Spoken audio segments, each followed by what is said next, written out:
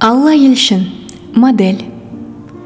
Кішкентай Алла құмырсқа бел, құмай көз және батыл мінезімен қатарластарынан ерекшеленіп тұратын. Тыным таппайтын талдырмаш қыз шаршау дегенді мүлде білмейтін.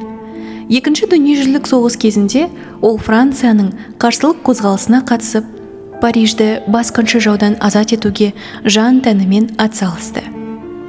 Соғыстан кейін де елдегі жағдай жақсара қойған жоқ. Адамдар бір тілім нан мен бір жұтым суға сар болды. Алла мейрамханаға ыдыс жуушы болып жұмысқа тұрып, отбасына көмектесе бастады. Бірде Аллаға атақты дизайнер Кристиан Диордың көзі түседі. Ол сымбатты қыздың сұлулығына тәнті болып, бірден модель болуды ұсынады.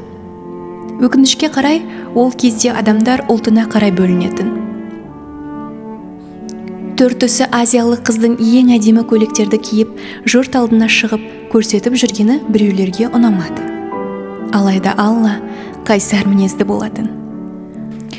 Ол маусымдық сән көрсетіліміне келген қонақтарға да, іші тар әріптестеріне де иіліге қоймады. Тіпті Кристианның көргенсіз таныстарына түшкірткіш насыбай салып жіберетін. Алла мәртебелі сән мінберін бағындырған алғашқы қазақ қызы.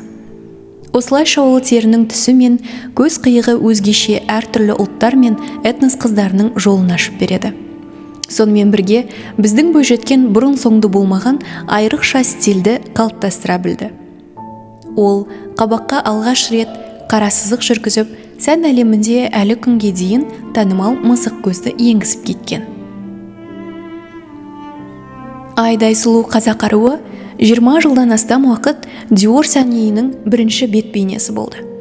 Кристианның өзі «Сен табысымның тұмарысың» деп оның алдында басын иетін. Мен тіпті маған қарап кеудесін тіктелген қыз-келіншектер мен есі кете ысқырған еркектерді байқамай қалатынмын.